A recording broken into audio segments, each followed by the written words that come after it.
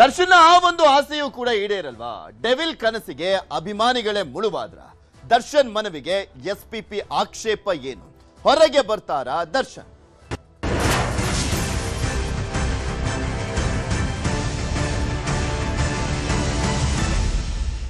ಹೊರಗೆ ಬರ್ತಾರಾ ದರ್ಶನ್ ಅಂದ್ರೆ ಜೈಲಿಂದ ಹೊರಗೆ ಬರ್ತಾರಾ, ಬೇಲ್ ತಗೊಂಡು ಹೊರಗೆ ಬರ್ತಾರಾ ಅನ್ನುವಂಥದ್ದಲ್ಲ. ಅಲ್ಲಿ ಜೈಲಿಂದ ಇಯರಿಂಗೋಸ್ಕರ ಕೋರ್ಟಿಗಾದ್ರೂ ಬರ್ತಾರಾ ಅಂತ, ಅದಕ್ಕೂ ಮುಳ್ಳಾಗುವಂತ ಚಾನ್ಸಸ್ ಇದೆ. ಚಿತ್ರದುರ್ಗದ ರೇಣುಕಾಸ್ವಾಮಿ ಕೊಲೆ ಪ್ರಕರಣ ವಾರದಲ್ಲಿ 4 ದಿನ ಕೋರ್ಟ್ ನಲ್ಲಿ ಟ್ರಯಲ್ ನಡೆಯಲಿದೆ. ಇನ್ಮೇಲೆ ವಾರದಲ್ಲಿ 4 ದಿನ ಟ್ರಯಲ್ ಆಗುತ್ತೆ. ರೇಣುಕಾಸ್ವಾಮಿ ಕೊಲೆ ಪ್ರಕರಣಕ್ಕೆ ಸಂಬಂಧಪಟ್ಟಂತೆ ಕೋರ್ಟ್ಗೆ ಖುದ್ದು ಹಾಜರಾತಿ ಕೇಳಿರುವಂತದ್ದು ದರ್ಶನ್. ಕೋರ್ಟ್ಗೆ ನಾವೇ ಖುದ್ದಾಗಿ ಬರ್ತೀವಿ, ದಯವಿಟ್ಟು ಅದಕ್ಕೆ ಅಲೋ ಮಾಡಿ ಅಂತ. ಟ್ರಯಲ್ ವೇಳೆ ಆರೋಪಿಗಳು ಖುದ್ದು ಹಾಜರಿಗೆ ಅರ್ಜಿಯನ್ನ ಹಾಕಿದ್ದಾರೆ. ಜೈಲಿನಲ್ಲಿರುವಂತವರು ದರ್ಶನ್ ಪರ ವಕೀಲ ಸುನಿಲ್ ರಿಂದ ಕೋರ್ಟ್ಗೆ ಅರ್ಜಿಯನ್ನ ಹಾಕಲಾಗಿದೆ. ಅರ್ಜಿ ಸಲ್ಲಿಕೆ ವೇಳೆ ಆಕ್ಷೇಪಣೆ ಸಲ್ಲಿಕೆಗೆ ಸೂಚನೆಯನ್ನ ಕೊಟ್ಟಿತ್ತು ಕೋರ್ಟ್. ಎಸ್ಪಿಪಿ ಆಕ್ಷೇಪಣೆಯನ್ನ ಸಲ್ಲಿಸ್ತಾರಾ ಅಂತ ಸೂಚನೆಯನ್ನ ಕೊಟ್ಟಿದ್ರು. ಇಂದು 59ನೇ ಸಿಸಿಎಚ್ ಕೋರ್ಟ್ಗೆ ಆಕ್ಷೇಪಣೆ ಸಲ್ಲಿಕೆ. ಸರ್ಕಾರಿ ಪರ ವಕೀಲರಿಂದ ಕೋರ್ಟ್ಗೆ ಆಕ್ಷೇಪಣೆ ಸಲ್ಲಿಕೆ. ಖುದ್ದು ಹಾಜರಾತಿ ಬೇಡ ಅಂತ ಆಕ್ಷೇಪಣೆಯನ್ನ ಸಲ್ಲಿಕೆ ಮಾಡಲಾಗ್ತದೆ. ಅದಕ್ಕೆ ರೀಸನ್ಸ್ ಗಳನ್ನ ಕೊಟ್ಟಿದ್ದಾರೆ. ಖುದ್ದು ಹಾಜರಾತಿ ಬೇಡ ಅನ್ನುವಂಥದ್ದು. ಯಾವ ಕಾರಣಕ್ಕೆ, ನಾವು ಯಾಕೆ ಅಭಿಮಾನಿಗಳೇ ಮುಳುವಾದ್ರ ಅಂದ್ರೆ ಇಲ್ಲಿ ಮೇನ್ ಆಗಿ ಎಸ್ಪಿಪಿ ಸಲ್ಲಿಸ್ತಾ ಇರುವಂತ ಆಕ್ಷೇಪಣೆ ವಿಚಾರಕ್ಕೆ ಸಂಬಂಧಪಟ್ಟಂತೆ ಈ ಒಂದು ಪ್ರಶ್ನೆ ಕಾಡಿದ್ದು. ಯಾವ ಕಾರಣಕ್ಕೆ ಅಂದ್ರೆ, ಈಗ ದರ್ಶನ್ ಜೈಲಿಂದ ಕೋರ್ಟಿಗೆ ಬಂದಂತ ಸಂದರ್ಭದಲ್ಲಿ ಕೋರ್ಟ್ ನಲ್ಲಿ ದೊಡ್ಡ ಸಂಖ್ಯೆಯಲ್ಲಿ ಅಭಿಮಾನಿಗಳು ಸೇರ್ತಾರೆ. ದರ್ಶನ್ಗೆ ದೊಡ್ಡ ಅಭಿಮಾನಿ ಬಳಗ ಇದೆ. ಸೊ ಹೀಗಾಗಿ ತೊಂದರೆ ಆಗುತ್ತೆ ಅನ್ನುವಂತ ರೀಸನ್ಸ್ ಗಳನ್ನ ಕೊಡ್ತಾ ಇದ್ದಾರಂತೆ. ಆ ಕಾರಣಕ್ಕೋಸ್ಕರ ಹೇಳಿದ್ದಷ್ಟೇ. ಅಭಿಮಾನಿಗಳೇ ಮುಳುವಾಗ್ತಾ ಇದ್ದಾರಾ ಅನ್ನುವಂತ ನಿಟ್ಟಿನಲ್ಲಿ.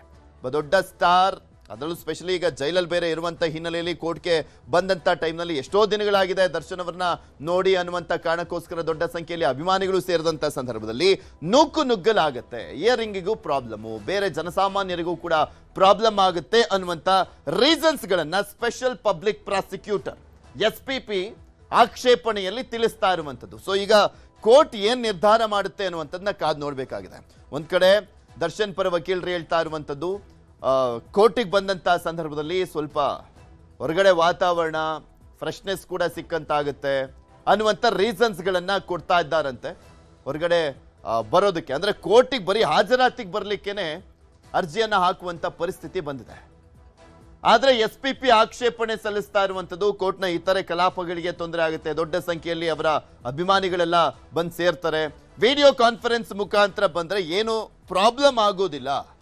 ವಿಡಿಯೋ ಕಾನ್ಫರೆನ್ಸ್ ಮುಖಾಂತರನೂ ಆರಾಮಾಗಿ ಅವರು ಪ್ರತಿಯೊಂದನ್ನು ಹೇಳ್ಕೊಬಹುದು ಅಂತ ಹೇಳಿದಾರಂತೆ. ಇದ್ರ ಬಗ್ಗೆ ಇನ್ನಷ್ಟು ಮಾಹಿತಿಯನ್ನ ಕೊಡ್ತಾ ಹೋಗ್ತಾರೆ ನಮ್ಮ ಪ್ರತಿನಿಧಿ ಮಂಜುನಾಥ್. ನಮ್ಮ ಜೊತೆ ದೂರವಾಣಿ ಸಂಪರ್ಕದಲ್ಲಿ ಜಾಯ್ನ್ ಆಗಿದ್ದಾರೆ. ಮಂಜುನಾಥ್, ದರ್ಶನ್ ಪರವಾಗಿ ಏನಂತ ಅರ್ಜಿಯಲ್ಲಿ ಉಲ್ಲೇಖ ಮಾಡಲಾಗಿದೆ, ಮತ್ತೆ ಎಸ್ಪಿಪಿ ಏನೇನೆಲ್ಲ ಆಕ್ಷೇಪಣೆಯನ್ನ ವ್ಯಕ್ತಪಡಿಸ್ತಾ ಇದ್ದಾರೆ? ಪೃಥ್ವಿ, ರೇಣುಕಾಸ್ವಾಮಿ ಕೊಲೆ ಪ್ರಕರಣದಲ್ಲಿ ಈಗಾಗಲೇ ಟ್ರಯಲ್ ಕೂಡ ಆರಂಭ ಆಗಿದೆ. ಆರಂಭದಲ್ಲಿ ನಟ ದರ್ಶನ್ ಪರ ವಕೀಲರು ಕೂಡ ಅಷ್ಟೇ ಖುದ್ದಾಗಿ ಕೋರ್ಟ್ಗೆ ಆರೋಪಿಗಳನ್ನ ಹಾಜರುಪಡಿಸಿ ಅಂತ ಹೇಳ್ಬಿಟ್ಟು ಒಂದು ಪಿಟಿಷನ್ ಅನ್ನು ಕೂಡ ಹಾಕೊಂಡಿದ್ದಾರೆ. ಇದಕ್ಕೆ ಒಂದು ಮೇನ್ ಆಗಿ ಕಾರಣ ಏನು ಅನ್ನುವಂಥದ್ದು ನೋಡುವಂತದ್ದಾದ್ರೆ, ಆರೋಪಿಗಳು ಪರಪ್ಪನಗ್ರಹಾರ ಜೈಲಿನಲ್ಲಿದ್ದಾರೆ. ವಿಸಿ ಮೂಲಕವಾಗಿ ಪ್ರತಿ ಒಂದು ವಿಚಾರಣೆ ಸಂದರ್ಭದಲ್ಲೂ ಕೂಡ ಅಷ್ಟೇ ಬರ್ತಾರೆ. ಆದ್ರೆ ಅಲ್ಲಿ ಅವ್ರಿಗೆ ಆಗ್ತಿರುವಂತಹ ಸಮಸ್ಯೆಗಳಾಗಿರ್ಬೋದು, ಇದೆಲ್ಲವನ್ನೂ ಕೂಡ ಅಷ್ಟೇ ಜಡ್ಜಿನ ಮುಂದೆ ನೇರವಾಗಿ ಹೇಳೋಕಾಗ್ತಿಲ್ಲ. ಒಂದಷ್ಟು ಟೆಕ್ನಿಕಲ್ ಇಶ್ಯೂಸ್ ಕೂಡ ಅಷ್ಟೇ ಆಗ್ಬೋದು. ಜಡ್ಜ್ ಜೊತೆ ಮುಕ್ತವಾಗಿ ಹೇಳುವಂತದ್ದು ಕೂಡ ಅಷ್ಟು ಆಗೋದಿಲ್ಲ.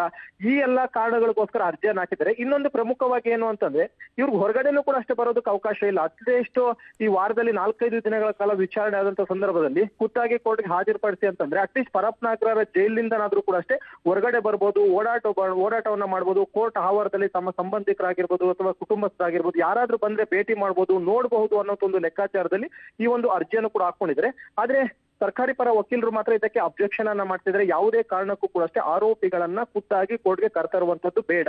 ಯಾಕಂದ್ರೆ ನಟ ದರ್ಶನ್ಗೆ ಕೋಟ್ಯಾಂತರ ಸಂಖ್ಯೆಯಲ್ಲಿ ಅಭಿಮಾನಿಗಳಿರ್ಬೋದು, ನಾಳೆ ದಿನ ಎಲ್ಲರೂ ಕೂಡ ಅಷ್ಟೇ ದರ್ಶನ್ ಕೋರ್ಟ್ಗೆ ಬರ್ತಾರ ಅಂತ ಹೇಳ್ಬಿಟ್ಟು ಸಾಲ್ಗಟ್ಟಾಗಿ ಬರ್ತಾರೆ. Law and order issues create ಮಾಡ್ಬೋದು, ದರ್ಶನ್ ಜೊತೆ ಫೋಟೋ ತೆಗೆದುಕೊಳ್ಳೋದಕ್ಕಾಗಿರ್ಬೋದು, ಸೆಲ್ಫಿ ತೆಗೆದುಕೊಳ್ಳೋಕ್ಕಾಗಿರ್ಬೋದು, ಮುಗಿ ಬೀಳ್ಬೋದು. ಇದರಿಂದ ಪೊಲೀಸರಿಗೆ ಅಲ್ಲಿ ಕೆಲಸ ಮಾಡೋಕ್ಕೂ ಕೂಡ ಅಷ್ಟೇ ತೊಂದರೆ ಆಗುತ್ತೆ. ಜೊತೆಗೆ ಕೋರ್ಟ್ ನಲ್ಲಿ ದರ್ಶನ್ ಬರುವಂತಹ ಸಂದರ್ಭದಲ್ಲಿ ಎಲ್ಲರೂ ಕೂಡ ಅಷ್ಟೇ ಕೋರ್ಟ್ ಹಾಲ್ ನಲ್ಲಿ ತುಂಬಿರ್ತಾರೆ. ಇದರಿಂದ ಅಕ್ಕಪಕ್ಕದ ಕೋರ್ಟ್ನಲ್ಲಿ ಕಲಾಪಗಳಿಗೂ ಕೂಡ ಅಷ್ಟೇ ಸಮಸ್ಯೆ ಆಗಬಹುದು. ಆ ಎಲ್ಲಾ ಕಾರಣಗಳಿಗೋಸ್ಕರ ಯಾವುದೇ ಕಾರಣಕ್ಕೂ ಕೂಡ ಅಷ್ಟೇ ಆರೋಪಿಗಳು ಖುದ್ದಾಗಿ ಹಾಜರಾಗುವಂತದ್ದು ಬೇಡ. ಬದಲಾಗಿ ಯಾವುದೇ ವಿಚಾರಣೆ ಸಂದರ್ಭದಲ್ಲಿ ವಿಸಿಯ ಮೂಲಕವಾಗಿ ಹಾಜರಾಗ್ಲಿ ಅನ್ನುವಂತ ಒಂದಷ್ಟು ಆಕ್ಷೇಪಣೆ ಅಂಶಗಳನ್ನು ಕೂಡ ಈಗಾಗಲೇ ಉಲ್ಲೇಖ ಮಾಡಿದ್ರೆ, ಬಹುತೇಕ ಇವತ್ತು ಮಧ್ಯಾಹ್ನದ ವೇಳೆಗೆ 59ನೇ CCH ಕೋರ್ಟ್ಗೆ ಆಕ್ಷೇಪಣೆಯನ್ನು ಕೂಡ ಅಷ್ಟೇ ಸಲ್ಲಿಕೆ ಮಾಡ್ತಿದ್ರೆ, ಆಕ್ಷೇಪಣೆ ಸಲ್ಲಿಕೆ ಆದಂತಹ ಬಳಿಕ ಆರ್ಗ್ಯುಮೆಂಟ್ ಆಗುತ್ತೆ. ಆರ್ಗ್ಯುಮೆಂಟ್ ನಲ್ಲಿ ಜಡ್ಜ್ ಏನ್ ನಿರ್ಧಾರವನ್ನ ಮಾಡ್ತಾರೆ, ಒಂದ್ ವೇಳೆ ಆರೋಪಿಗಳು ಖುದ್ದಾಗಿ ಬರೋದಕ್ಕೆ ಅವಕಾಶವನ್ನ ಮಾಡ್ಕೊಡ್ತಾರೆ ಅಥವಾ ವಿಸಿ ಮೂಲಕವಾಗಿ ಹಾಜರಾಗ್ಲಿ ಅನ್ನುವಂತ ಒಂದು ಆದೇಶವನ್ನು ಕೊಡ್ತಾರೆ ಅನ್ನುವಂಥದ್ದು ನೋಡ್ಬೇಕಾಗಿರುತ್ತೆ ಪೃಥ್ವಿ. ಓಕೆ, ಧನ್ಯವಾದ ಮಂಜು ನಿಮ್ಮೆಲ್ಲ ಮಾಹಿತಿಗಾಗಿ. ಮತ್ತಷ್ಟು ಸುದ್ದಿಗಳನ್ನು ನಿಮ್ಮ ಮುಂದೆ ಇಡ್ತಾ ಹೋಗ್ತೀವಿ, ಆದ್ರೆ ಅದಕ್ಕೂ ಮುಂಚೆ ಒಂದು ಸ್ಮಾಲ್